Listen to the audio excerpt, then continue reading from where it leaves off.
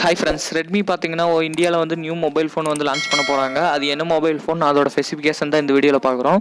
Redmi Note 10T அப்படிங்கிற mobile பார்த்தீங்கன்னா இந்தியாவில் வந்து லான்ச் பண்ண போகிறாங்க. இது பார்த்தீங்கன்னா இந்த மொபைல் ரீபிராண்டிங் மொபைல் தான், நான் முன்னாடியே சொல்லிடுறேன். இது பார்த்தீங்கன்னா ரெட்மி நோட் 10 சீரியஸு கீழே தான் வந்து இந்த மொபைல் லான்ச் பண்ண போகிறாங்க. ரெட்மி நோட் 10T 5Gங்கிற மொபைல் லான்ச் பண்ண போகிறாங்க. இது பார்த்தீங்கன்னா போக்கோ M3 ப்ரோ 5Gயோட ரீபிராண்டிங் மொபைல் தான். அதில் இருக்க எல்லா ஸ்பெசிஃபிகேஷன் இந்த மொபைல்லையும் இருக்கும். இதே ஸ்பெசிஃபிகேஷன் தான் இந்த நோட் 10T 5Gயில் வரப்போகுது. இது லான்ச் பார்த்தீங்கன்னா ஜூலை எண்டில் வந்து இந்த மாதம் ஜூலை எண்டில் வந்து லான்ச் ஆக போகிறதா பேசிக்கிறாங்க இந்த ரெட்மி நோட் 10T 5Gங்கிறத. ஃபஸ்ட் வீடியோக்குள்ளே போகிறதுக்கு முன்னாடி மறக்காமல் நம்ம சேனல் சப்ஸ்கிரைப் பண்ணி பக்கத்தில் இருக்க பெல் ஐக்கான் கிளிக் பண்ணிட்டீங்கன்னா நான் போகிற வீடியோ உங்களுக்கு நோட்டிஃபிகேஷனில் வரும். எப்பயும் போல் டிஸ்பிளேலேருந்து பார்த்தலாம். டிஸ்பிளேன்னு பார்த்தீங்கன்னா 6.5 inches கொடுத்துருக்காங்க. ஃபுல் HD ப்ளஸ் டிஸ்பிளே தான் யூஸ் பண்ணியிருக்காங்க. இதில் பார்த்தீங்கன்னா ஒரு சென்டர் பஞ்ச் ஹோல் டிஸ்பிளே கொடுத்துட்டாங்க. டிஸ்பிளே பார்த்தீங்கன்னா நல்லாவே இருக்குது. அடுத்ததாக பார்த்தீங்கன்னா இதில் 90 Hz ரெஃப்ரெஷிங் ரேட் யூஸ் பண்ணியிருக்காங்க. இதில் என்ன ஒரு ட்ராபேக்குன்னு பார்த்தீங்கன்னா IPS LCD பேனல் தான் யூஸ் பண்ணியிருக்காங்க.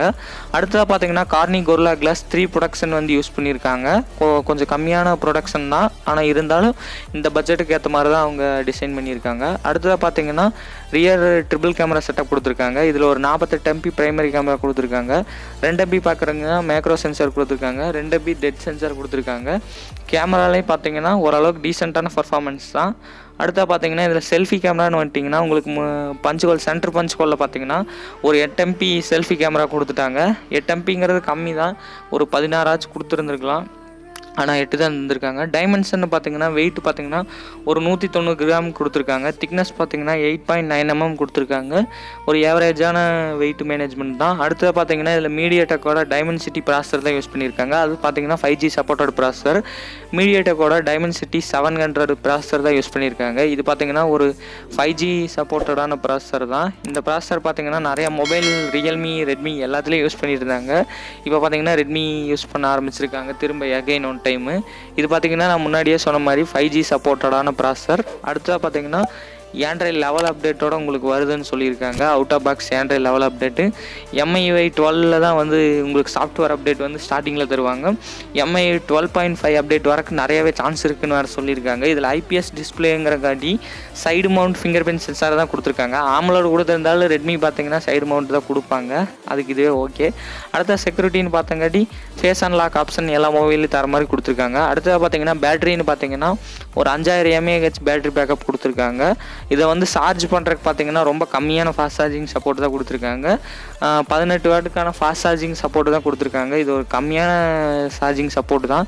கடைசிக்கு ஒரு 20 வாட் 25 வாட் சார்ஜ் கொடுத்துருக்கலாம். அப்புறம் பார்த்தீங்கன்னா டைப் சி போர்ட் கொடுத்துருக்காங்க இந்த மொபைலில் சார்ஜ் பண்ணுறதுக்கு.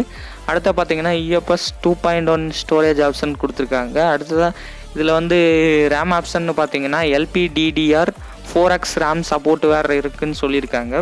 இது பார்த்தீங்கன்னா என்னென்ன வேரியண்ட் லான்ச் ஆகுதுன்னா பேஸ் வேரியண்ட் பார்த்தீங்கன்னா 4GB 128GB ரோம் பார்த்தீங்கன்னா 14,999 ரூபாய்க்கு கிட்டத்தட்ட 15,000 ரூபாய்க்கு செல் பண்ணுவாங்க. ஹையர் எண்ட் வேரியன்ட்னு பார்த்தீங்கன்னா 6GB 128GB ரோம் பார்த்தீங்கன்னா 15,999 ரூபாய்க்கு கிட்டத்தட்ட 16,000க்கு செல் பண்ணுவாங்க.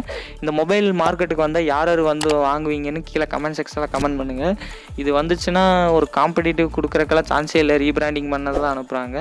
இந்த வீடியோ பிடிச்சிருந்தால் லைக் பண்ணுங்கள், ஷேர் பண்ணுங்கள், மறக்காமல் சேனல் சப்ஸ்கிரைப் பண்ணி பக்கத்தில் இருக்க பெல் ஐக்கான் கிளிக் பண்ணி வச்சுருங்க. அப்படின்னா தான் நான் போகிற வீடியோ உங்களுக்கு நோட்டிஃபிகேஷன் வரும். நெக்ஸ்ட் என்ன வீடியோ போகிறேன் கமெண்ட் செக்ஷனில் கமெண்ட் பண்ணுங்கள். தேங்க்யூ ஃபார் வாட்சிங்.